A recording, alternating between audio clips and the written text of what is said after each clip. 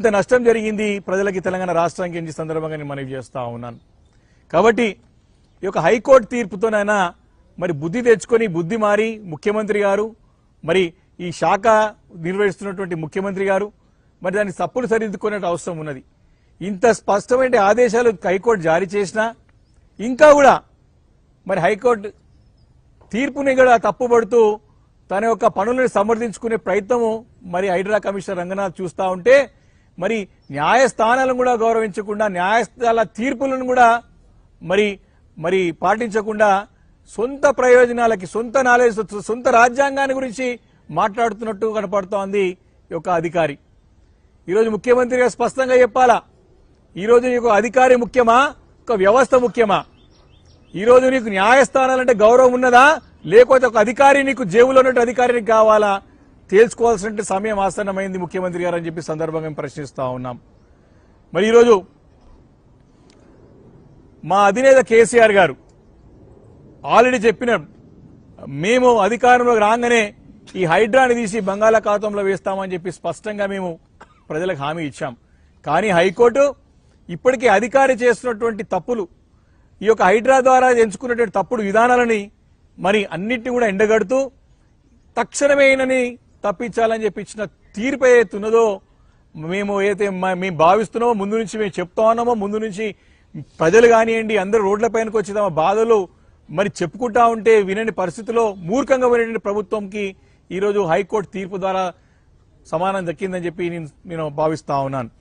కాబట్టి ఒక హైడ్రాని తరుము కొడతామని చెప్పి అన్నాం, కానీ ఈరోజు ఆల్రెడీ హైకోర్టే కమిషనర్ తప్పించిందంటే మరి తప్పకుండా ఈ యొక్క హైడ్రా ఎంచుకునే విధానమే తప్పు. ఒక విధి విధానం అంటూ లేకుండా ప్రాపర్ ఒక గైడ్ లైన్స్ లేకుండా ఒక పాలసీ లేకుండా ఇష్టానుసారం చేసుకుంటూ పోయినది.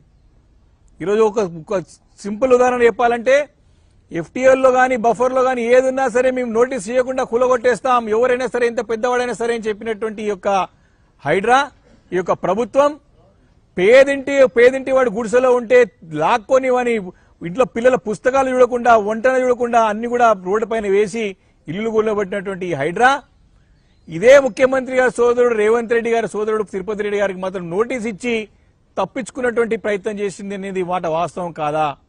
ఇది గ్రహించాలి. మొదటి నుంచి కూడా వివాదంగానే ఉన్నది ఒక హైడ్రా తీరని చెప్పేసి స్పష్టంగా మనకు అర్థమవుతా ఉన్నది.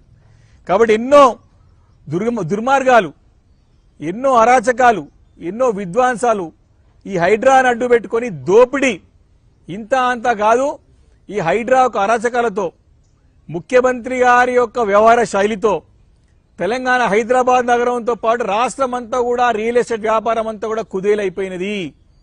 ఈరోజు ఏ బిల్డర్ని పట్టుకుని అడిగినా, ఏ రియల్ ఎస్టేట్ వ్యాపారిని అడిగినా, ఏ ఇతర వ్యాపారస్తులు అడిగినా ఈరోజు చెప్తా ఉన్నారు, ఏ చిన్న అనుమతి కావాలన్నా లంచాలు లేని యొక్క అనుమతి లేదు. ఈరోజు ఇదే హైడ్రాని పంపించి బెదిరించి భయభ్రాంతులకు గురి చేసి ఈరోజు ఏ అపార్ట్మెంట్ పర్మిషన్ పోయినా స్క్వేర్ ఫీట్ కి 100 రూపాయలు తక్కువ లేదే పర్మిషన్ ఇవ్వట్లేదు. ఏ ఒక్క భూమి గురించి పర్మిషన్ పోయినా దాంట్లో మాకు 30% షేర్ ఇస్తేనే తప్ప మీకు పర్మిషన్ ఇవ్వమని చెప్పేటువంటి పరిస్థితి ఈరోజు రాష్ట్రంలో ఏర్పడ్డది. లేకపోతే హైడ్రాని అడ్డు పెట్టుకుని కూడా వాళ్ళని భయభ్రాంతులు చేయడం, ఈరోజు వారిని బ్లాక్మెయిల్ చేయడం ముఖ్యమంత్రి గారికి వెన్నుతో పెట్టిన విద్య ఈరోజు అధికారం వచ్చిన తర్వాత పరాకాష్ఠకు చేరుకున్నది. ఈ రకం వ్యవస్థలను ఏర్పాటు చేసి ఈ హైడ్రా అనే ఒక సంస్థను ఏర్పాటు చేసి ఈరోజు రాష్ట్రంలో గతంలో ఉన్న వ్యవస్థలన్నింటినీ కూడా నిర్వీర్యం చేసినారు.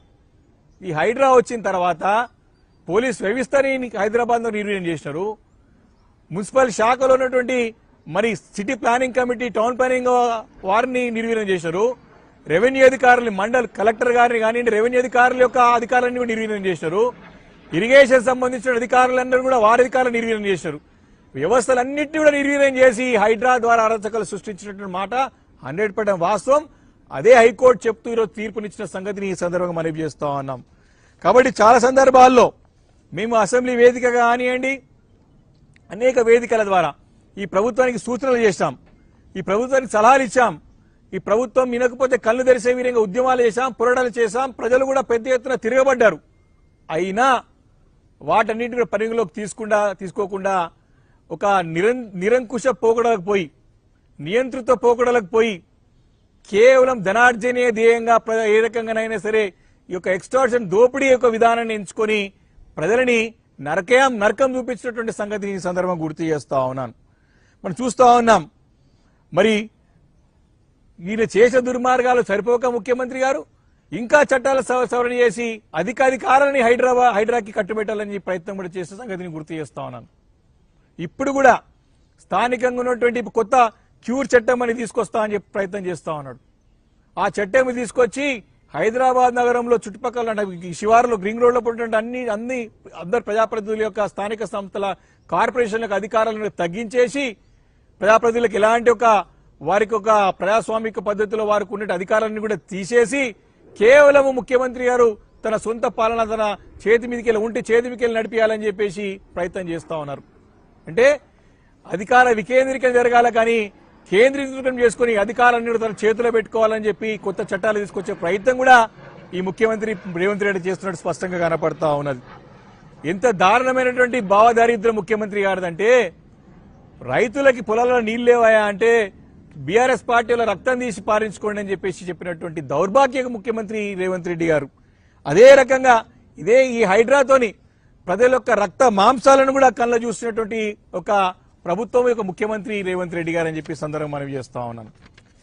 అంటే హిట్లర్ని ఆదర్శంగా తీసుకొని మరి ముందుకు పోయినట్టు ముఖ్యమంత్రి ఇలాంటి తీర్పులతో ఇలాంటి ఆదేశాలతో ఇట్లాంటి ఒక ముట్టకాయలతో తప్పకుండా వారి గుణపాఠం తప్పదని చెప్పి సందర్భంగా మనవి చేస్తా ఉన్నాను. ఈరోజు చూసినట్టయితే మరి రాహుల్ గాంధీ గారేమో రాజ్యాంగం పట్టుకొని నీతులు చెప్తా ఉంటారు. కానీ ఇక్కడనేమో రాష్ట్రంలో రాజ్యాంగాన్ని ఉల్లంఘిస్తూ రేవంత్ రెడ్డి గారు రేవంత్ రెడ్డి చేస్తున్న తీరు పైన రాహుల్ గాంధీ గారు మౌనం వహించడం చూస్తా ఉంటే ఎన్నో అనుమానాలకు తావిస్తా ఉంది. రాహుల్ గాంధీ గారేమో రాజ్యాంగం పట్టుకొని దేశమంతా తిరుగుతూ ఉంటాడు.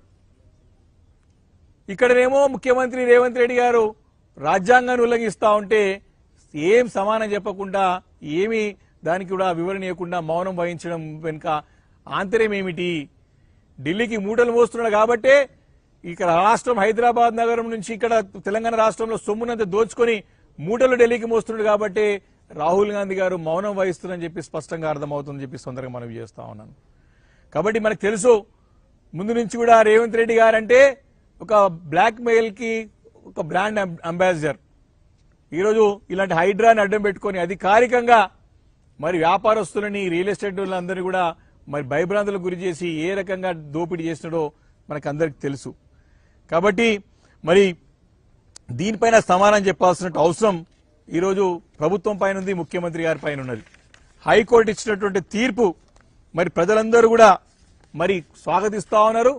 అంతేకాకుండా ఇంకా కూడా తప్పించుకునే ప్రయత్నం మానండి, తప్పుదో పట్టించే ప్రయత్నం మానండి, వాస్తవాలు తెలుసుకోండి. ఇంకా కూడా మీరు మసిపూసి మారకాయ చేస్తా అంటే ప్రజలు నమ్మే పరిస్థితులు లేరు. ఆ కాలం దాటిపోయింది. మీరు సమానం